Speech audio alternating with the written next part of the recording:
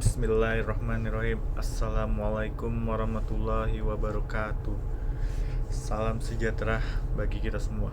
Marilah kita ucapkan puji syukur atas kesehatan dan kesempatan yang telah diberikan oleh Allah sehingga kita dapat bertemu meskipun secara online di hari yang berbahagia ini. Dalam rangka pembacaan laporan pertanggungjawaban pengurus paguyuban Rivela Pak Residen Masa Bakti 2020 sampai 2022.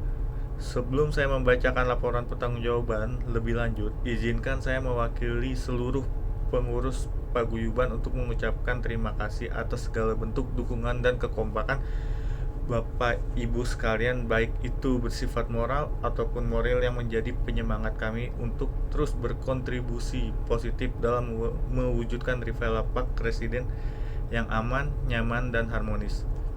Kami paham betul bahwa amanah yang Bapak atau Ibu titipkan ke kami adalah suatu amanah yang sangat besar, yang tetap kami jaga hingga akhir jabatan kepengurusan. Untuk itu mohon maaf yang sebesar-besarnya apabila selama masa pengurusan kami terdapat salah ataupun hilaf, baik itu dalam bentuk perkataan ataupun perilaku, karena kami hanyalah manusia biasa yang tak luput akan salah dan dosa. Maksud dan tujuan kami, maksud bahwa pelaksanaan pembacaan laporan pertanggungjawaban sebagai tanda mengakhiri jabatan pengurusan Presiden Kartens masa bakti 2020 hingga 2022. Oleh karena itu, perlu dibuat laporan pertanggungjawaban pengurus kepada anggota yang diselenggarakan pada hari ini, Sabtu 18 Juni 2022. Di samping itu, laporan pertanggungjawaban dilaksanakan sebagai manifestasi dari anggaran dasar dan anggaran rumah tangga paguyuban. 2. Tujuan laporan pertanggungjawaban ini bertujuan sebagai bahan evaluasi dan kajian atas pelaksanaan tugas-tugas telah dilaksanakan maupun yang belum dilaksanakan, sehingga demikian dapat dilakukan penyempurnaan tugas-tugas di masa yang akan datang. C. Ruang lingkup laporan ini meliputi tugas tugas pada bidang-bidang meliput 1. Organisasi, pemeliharaan lingkungan. Ketiga, keamanan dan ketertiban. Keempat, humas dan perkembangan. 5, peranan wanita. Keenam, keuangan. D. Tata urutan atau sistematik laporan. Bab 1 pendahuluan, bab 2 kegiatan, bab 3 kesimpulan, dan bab 4 penutup. Lampiran-lampiran bagian yang tak terpisahkan dari laporan pertanggungjawaban ini. Bab 2 kegiatan. A. Organisasi. Nomor 1, struktur organisasi sesuai dengan anggaran dasar rumah tangga paguyuban tanggal 31 Mei 2020. Struktur organisasi sebagai berikut. Ketua Bapak Diki Saputra, Blok F33. Wakil Ketua Herjuno Rizky, Blok C16. Bendahara Bapak Wiseno Adi Purnomo, F17. Yang kedua, Bapak Joki Turana, F18. Seksi Humas dan Pengembangan, pertama Bapak Agus Joko Purwanto, F35. Kedua, Fana Baroka Aprilianto, F26. Dan Bapak Ari, F23. Seksi Keamanan Ketertiban, Bapak Danu, C12. Seksi Pemeliharaan Lingkungan, 1. Leo Widodo, CG29. Nomor 2, James Elat Lenggo, D05. Yang ketiga, Haji Hendra, D18. Saksi Peranan Wanita, Ibu Santi. Namun seiring berjalannya waktu, sehingga menjelang berakhir masa bakti kepengurusan, terdapat perubahan struktur organisasi yang baru menjadi ketua jadi Herjuno Rizky, C16. Wakil ketua kosong. Bendahara Bapak Joki Taruma. Seksi Humas dan Pengembangan, Fana Bakra Aprilianto, F26. Yang kedua, Bapak Ari Hamzah. Seksi Keamanan dan Ketertiban, Bapak Norman. Seksi Pemeliharaan Lingkungan, Haji Hendra. Seksi Peranan Wanita, Ibu Santi dan Ibu Heni. Kedua, Sekretariat. Bahwa Sekretariat Paguyuban Rivela Park Residen dan Kartens untuk sementara waktu berada di Perumahan Rivela Park Residen, Kelurahan Kertamaya, Kecamatan Bogor Selatan, Kota Bogor, Jawa Barat, 3. Keanggotaan. Anggota paguyuban merupakan warga yang menghuni atau yang memiliki atau yang bertempat tinggal baik itu permanen atau sementara di developer dengan rincian sebagai berikut.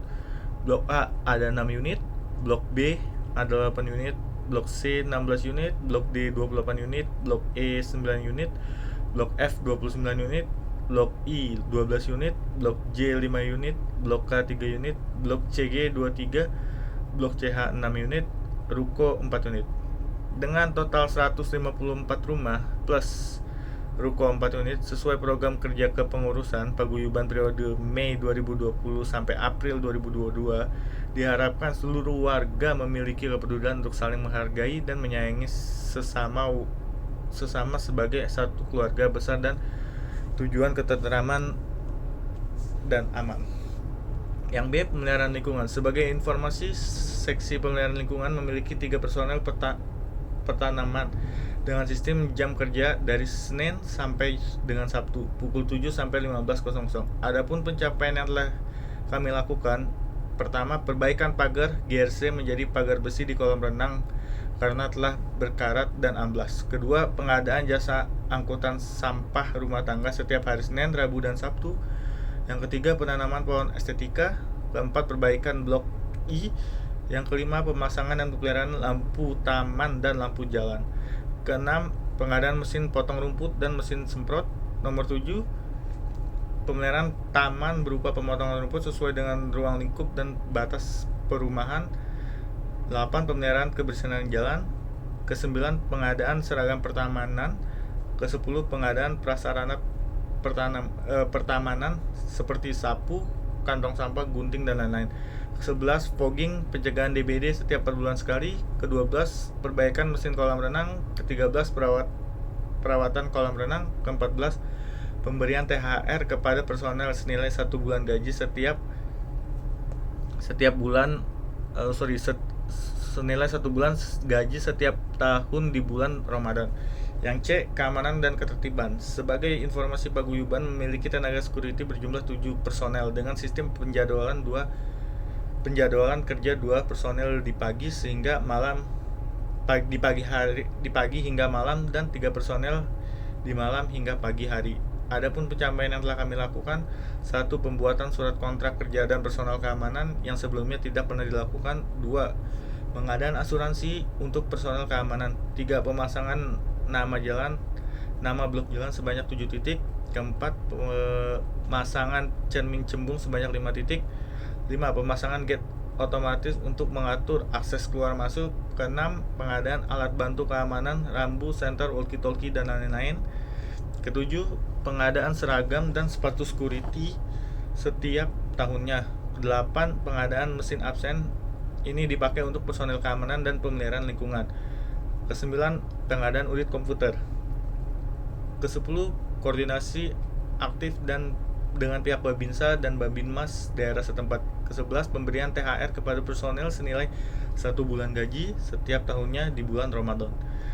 D. Humas pengembang. Untuk membantu efisiensi kinerja paguyuban untuk melayani warga, maka beberapa terobosan dan kegiatan telah kami buat seperti: 1.